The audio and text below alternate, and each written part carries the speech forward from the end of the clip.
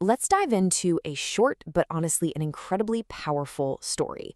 It's a modern parable, really, that kind of forces you to take a second look at the people you love and ask a tough question. How do you really see them? I mean, it's a question a lot of us might face at some point, right? That weird, unsettling feeling when the spark just doesn't seem as bright.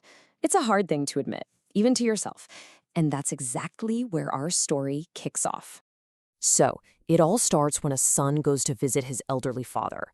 But this isn't just a casual visit. He's carrying something heavy, a really blunt confession that gets this whole thing started. Wow. The son, he doesn't pull any punches. He just comes right out and says it. He feels his wife has changed, that she's not young anymore, her body is different. In his mind, he thinks he deserves more. It's just a raw and painful thing to hear, and it lays all his feelings right out on the table. But here's the thing.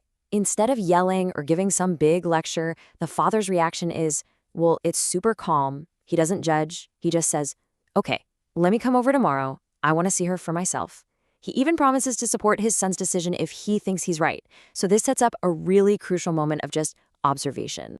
So the next day arrives, and just like he said, the father visits. But he's not there to start a fight or to criticize her. He's just there to watch. He's there to see what his son apparently can't see anymore. And what does he see? Nothing dramatic, not at all. He just watches her go about her day. You know, the simple, everyday things. He sees her serving coffee, cleaning up the kids' toys from the floor, and offering a smile that, yeah, it's tired, but it's still so gentle. He's seeing the quiet dignity in her exhaustion. And then, after all that watching, he gets up and leaves without a single word. That silence is just, wow, it's so powerful, isn't it? It leaves his son, and honestly, it leaves us just wondering, what did he figure out? What did he see that his son was totally missing? Okay, so 3 days later, the father finally calls his son. And this is the turning point. This is where he reveals not just what he concluded, but a really profound piece of wisdom. He starts off by saying something you'd never expect. He says, you know what? You're right. That woman isn't beautiful anymore. I mean, what?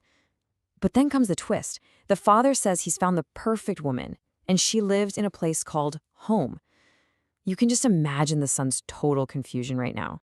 And then the father explains it. Home isn't some new address on a piece of paper. It's his son's own house. And that perfect woman, well, she's the one who's been there the whole time.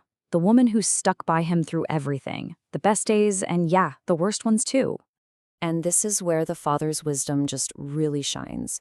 He's saying the problem isn't his daughter-in-law's looks, it's his son's vision. And the way he breaks it down is just, it's incredibly powerful. I mean, just look at this, the two perspectives right next to each other. The son sees a woman who's no longer young. The father sees a woman who grew old with him. The son sees a body that's not the same. The father sees the body that she sacrificed to give him his children. The father's truth is so simple, it's almost brutal. She's not ugly, you just stop looking at her with love. And that's it. That's the core message of this whole story right there, in one incredible line. Her beauty didn't just disappear into thin air. His ability to see it did. It completely reframes the problem. It was never about her, it was about him. You know, the metaphor here is just crystal clear. A relationship, any real love, it's like a flower. It needs care, it needs to be nurtured. And if you start watering it with indifference, well, of course it's going to wither. And that's not the flower's fault, is it? It's the gardener's. So, okay, if neglect is what makes that beauty fade, then what brings it back? What makes the flower bloom again? The father's wisdom doesn't just point out the problem, he actually gives them the solution. The father explains that a woman doesn't need fancy creams or procedures to be beautiful again. Her beauty, her true beauty, comes back through active love. Simple things, really. Kind words, gentle touches, and respect.